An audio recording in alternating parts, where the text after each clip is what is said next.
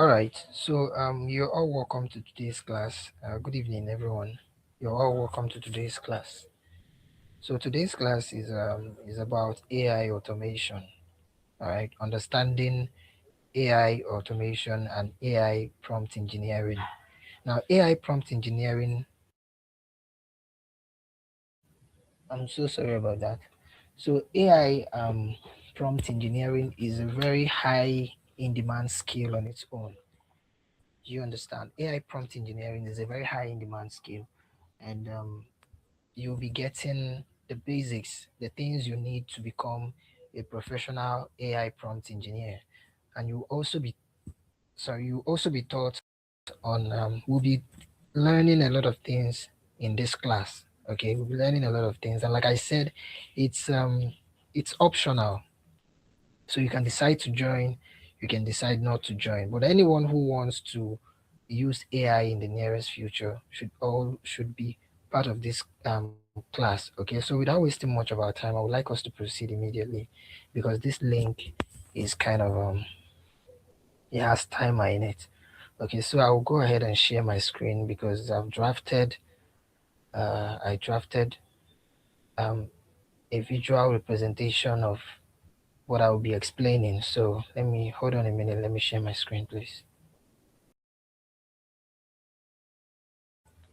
All right. So I believe you can all see my screen, right?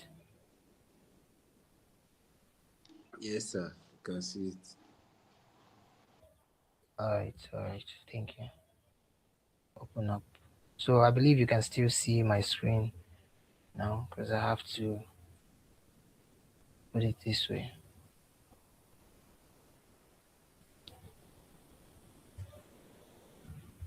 So this thing right here is kind of blocking my view from seeing everyone on the call. So if you're giving a thumbs up or giving a reaction, I won't be able to see that. So if you have something to say, you can just unmute yourself and just say it out, okay? Please, I would like to know if everyone is still with me. So hope you can all still hear me before I proceed. Yes, sir. We can. All right, thank you very much. So I created this with HTML and CSS, HTML, CSS, and JavaScript, but it doesn't really matter what I created it with. So this is just the visual representation of what we are doing today. Okay, not everything. This is for those who wants to go deep into AI prompting, of which we all need it because every day we ask AI questions, we talk to AI, we talk to ChatGPT, Cloud, Gemini, and all those stuff. So we all need this one. So after explaining everything on this one, then we now go into what we actually have for this class. Okay, so this one is like a bonus. It's just like something we all need to know before going into what we actually have for this class. So this is a roadmap. This is actually a roadmap for AI prompt engineering. Okay, it's a roadmap. There are seven steps that I've just drafted. That anyone who masters this step, I mean, you're already on your way to the top in becoming an AI prompt um, master. Okay, so the first one here is, let me move the slide. So the first one here is machine English. Learning machine English. Okay, so first of all, before we go into, okay, let me just proceed with the explanation. Then when we are done with all this whole roadmap, then we can go into what we have for today. So while learning to be a good AI prompt engineer, the first thing you need to learn is the machine English. Now, what do I mean by machine English? AI doesn't think like a human being. AI is not a human being. AI doesn't have a brain. AI doesn't function like a human being. Even though we all think that, oh, AI is smart, is this, is that, is not smart. AI, it doesn't function like a human being. It doesn't think like a human being. It doesn't have a brain. AI works with patterns. Okay, it works with patterns, and it learns patterns and predictions. Okay, it works with predictions and patterns, so it predicts things based on the information it has gotten from us, based on the data set it was built with. Every AI you see out there was built was every AI model was trained with a data set.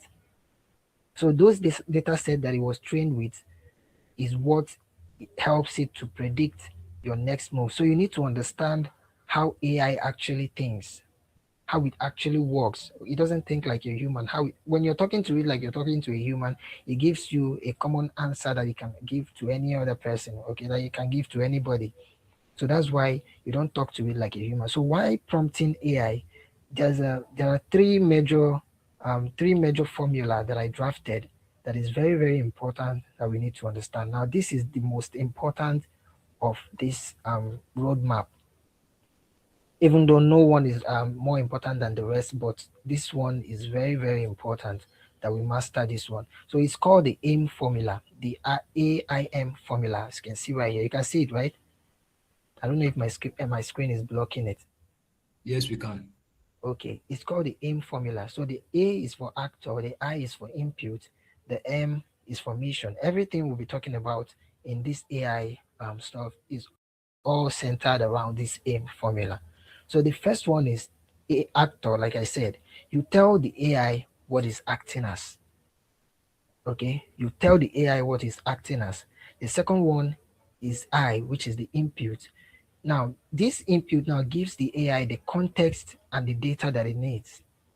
Okay. The third one is the mission. The mission is what tells the AI what to do.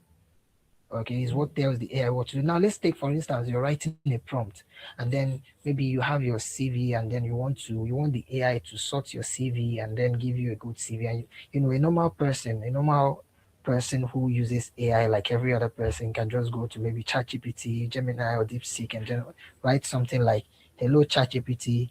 I want you to sort my CV or check my CV and write it well, write it like a professional, and then you submit." It will give you a basic response. It will give you a response that is so casual that, I mean, before you even get to where you want to take the CV to, they will reject you before seeing you. Do you understand? Because they're not rejecting you because the response is not good. They are rejecting you because it's just something that every other person does. You're bringing the same response like every other person. Okay, so instead of writing it casually like that, you can write something like, you can use the AIM formula by writing something like, "You are the world most sought after resume editor and business writer. You have reviewed thousands of resume and led interviews to top companies." Now, this line right here will tell the AI, okay, this is what it's acting as. It's acting as the world most sought after resume editor. So it knows that, okay, it's just like when you're praising, there is something about okay, it's just like when you're praising your child, when you're praising them, like, "Oh, you are this, you are that, you're a good boy, you're a good this." The child knows that, "Oh, I'm a good boy, oh, I'm this, oh, I'm that." That's what you do to AI as well. So when you tell it that you are the world most sought after resume editor and business writer, it knows that this is what it's acting as. Okay, and then you go ahead and write something like, "I'm attaching my resume and a job description for a senior software role in a fintech company." This is the input. This line here makes the AI understand the input that you're adding, that you're attaching to the prompt. Now the last one is the mission.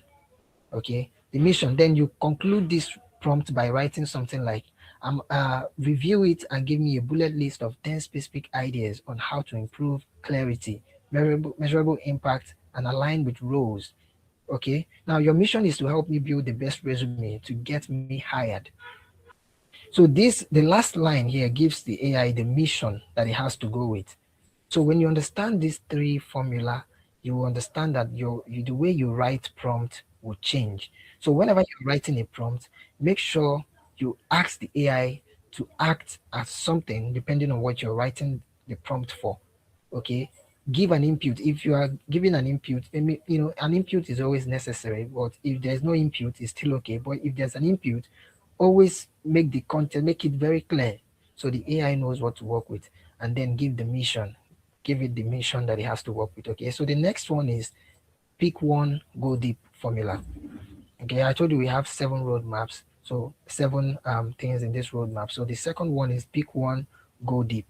Okay. Now, this Pick One Go Deep is all about those who move from one technology to the other, those who move from ChatGPT, Gemini, DeepSeek to the other. So these things, all these AI models are not the same. They are all built with different data sets. So you can't move from ChatGPT to you use ChatGPT today, tomorrow you are using Gemini, next tomorrow you are using DeepSeek and all those stuff. You think they are giving you the same thing. They are not actually giving you the same thing because they all work differently based on the patterns they've been built with. So it's better you stick to one, understand how that one functions, understand how it works, understand how it thinks, understand it properly, and then you can go ahead to moving to the next one. Okay. Now the next one is give context. Now I'm speeding up this. If you need this slide that I'm using right here, I can give it to you after the meeting. Okay, if you need this slide, I can give it to you. But I can't. Yes, It's sir. okay, no Can you problem. send it to the group? Okay, no problem. After the call, I'll send it to the group. Thank you, sir. Yeah, no problem. So it's self-explanatory. I wrote it in such a way that when you're reading it, you understand it. Okay, so the next one, this one now is give it context. Now everything I'll be talking about here falls in between. It falls in between this aim formula that I just mentioned in the number one. Now giving it context is telling it what it has to do. Okay, AI sounds very clueless when it doesn't know what to do. When it doesn't have a context, it sounds clueless. That's why most of the time you're giving AI an instruction and it's misbehaving, is saying something else, and you're saying, you're all saying different things. It looks like it doesn't understand what you're saying. It's because your context is not clear. Now, in order to give AI a very good context, there's a roadmap. There's a roadmap for it called, or rather, a framework for it called MAP. Okay, I just drafted this. Is a I call it the MAP framework. Now it's MAAP. Now the first M there is the memory. The second M is for assets. The first A is for assets. The second A is for action, while the first P in it is for prompt. That is the map framework.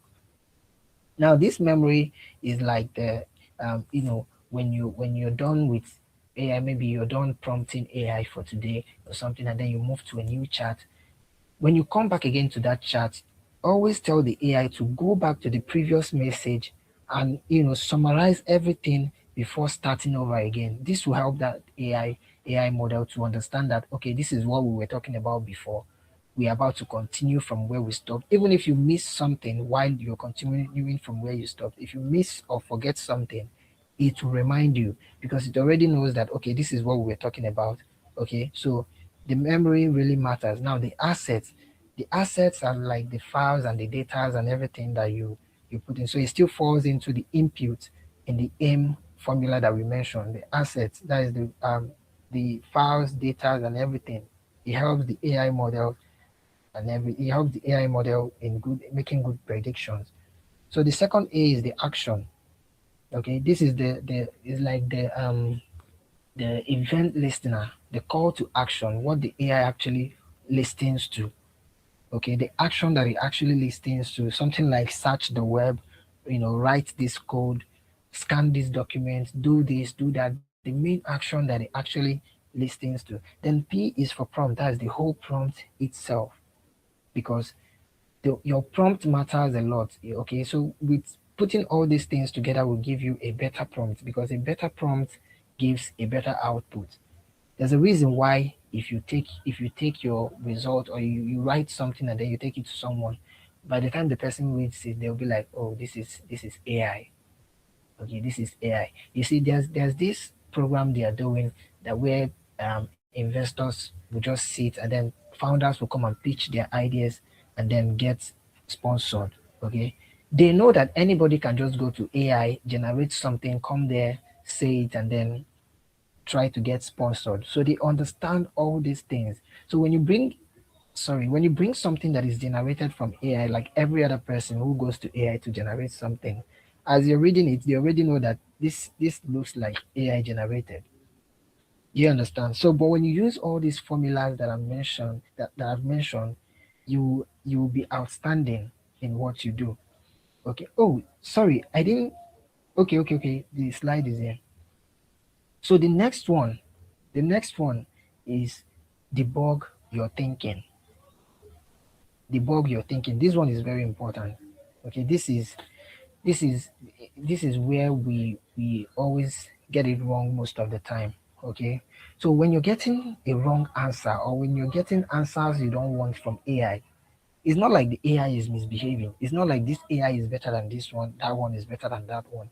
No, it's because our thinking is not the way it should be. We are thinking the wrong way. We are giving in the wrong prompt. Okay, we are giving it the wrong prompt. So most of the time it's not really the AI. Most of the time it's not the AI. It's us, the way we give our thinking. And there are three cheat codes that will help you understand this thing. Okay, because the AI is like I said earlier, it learns with patterns. Okay, so the AI is there to learn from you while you also learn from it. So there are three cheat codes for doing this one. The first one is the chain of thought pattern. The chain of thought pattern.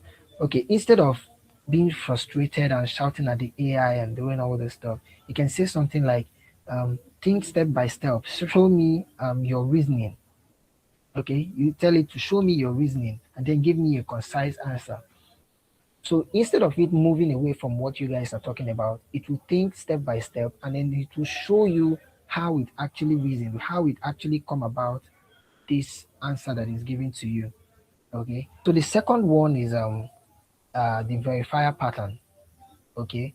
Instead of waiting for the AI to just figure everything out on its own, waiting for it to just go into your mind and bring out what you're thinking, you can ask it something like, ask me questions that will confirm my intent before answering. I love using this one a lot. Okay, because most of the time when AI starts acting like it wants to misbehave, you just tell it to ask you questions. Then it will start asking you questions that has to do with the thing that you are requesting for.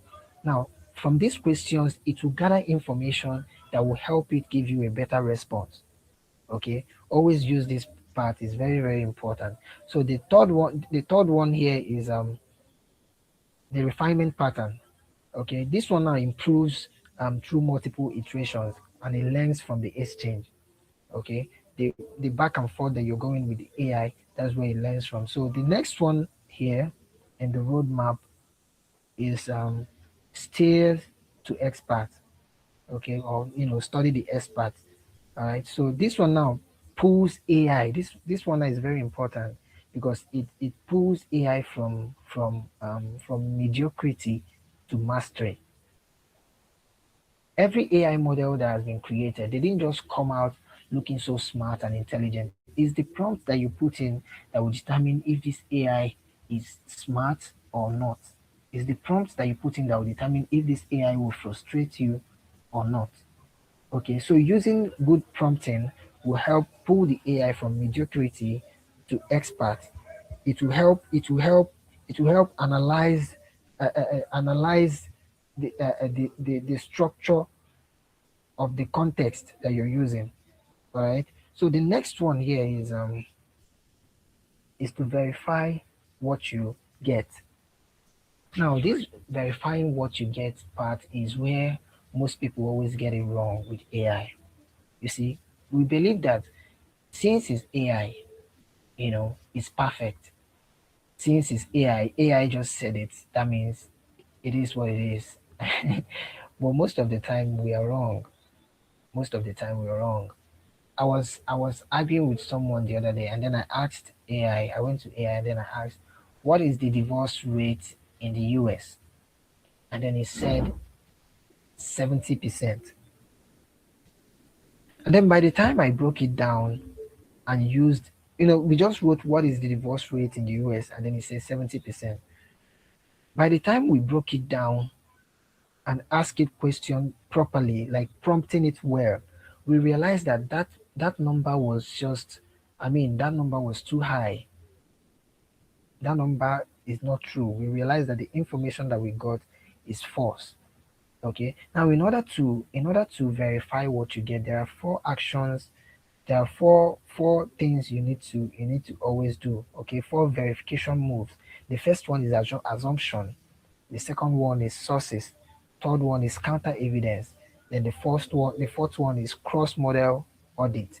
Now this assumption, now you ask AI to show you every assumption that it made, because AI will just assume that this is what it should be based on the patterns that it has been getting. Okay, maybe the people that has been prompting that AI in that particular topic has been people saying, oh, I want to divorce, I want to divorce, I want to divorce. Maybe it has gotten so many information on I want to divorce. Now it thinks that the highest divorce rate, the divorce rate is at 70%. So you now ask it, how is it assuming that, like, it should show you every assumption that it has made.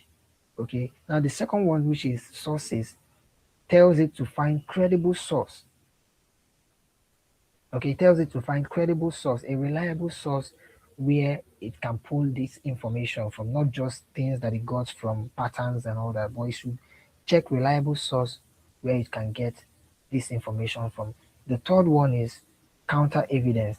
Okay, you ask it to give you evidence, it should show you evidence. If you can't find evidence, that means it's not true. You just tell it to show you evidence of this thing, show you. By the time you tell it that, that 70% that you just mentioned will keep dropping and dropping and dropping. By the end of the day, you see that you have something like 40%. Okay. So the last one is cross model audit.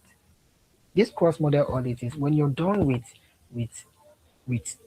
asking all these questions and verifying all these things with your proof and everything, you take the final output to the next AI model, and then you prompt it well again, asking it to go through these things and verify this information. Now this will make you understand if that information is actually true, or another false prediction. So the last thing on the roadmap here is developing tests. Developing tests. Just like I mentioned before, most people go to AI and then they write a prompt, the AI gives them an answer, they copy it, they jump out, they just copy everything that the AI gives and then they move out. That is not how it works. That is not, if you keep doing it that way, you keep giving a response that is like every other person. You treat your AI like a sparring partner. You know what a sparring partner is, right? Someone you spar with, someone you box with, someone you box with. So you argue with it, you challenge it, you challenge its conclusion. When it gives you a conclusion, you challenge it. Now there's something AI does that is very, very annoying. When an AI model gives you a response and then you're like, but this thing is wrong. I think this is the answer. It tells you, yes, you're right. And then it starts doing that. And then you're like, no, no, no, I think this one is the answer. It says, yes, you're right. It goes to that one again. If you say no, it says, yes, you're right. So all those things is kind of very annoying, right? That is why you have to go through these processes that I've just mentioned from number one to number seven. So this number seven is developing your test. You treat it like your sparring partner. You challenge its conclusion, challenge it and challenge it again, challenge it based on the response you've gotten from another AI model. This will help it think. It doesn't just think like a human, but this will help it verify the information that it's giving you, not just giving you any information and saying, yes, you're right, yes, you're right. So it verifies the information that it's giving you multiple times to give you a solid information. Now, these are the 7 steps that you need to that you need in order to become an AI expert, an AI prompt engineering expert. If you can master this thing, you don't need any other lesson on prompt engineering. You don't need any. If you can master this, you don't need any other lesson on that. So I'll be sharing this slide with you. I'll share it to you so you can have access to it. And that is it about AI prompt engineering.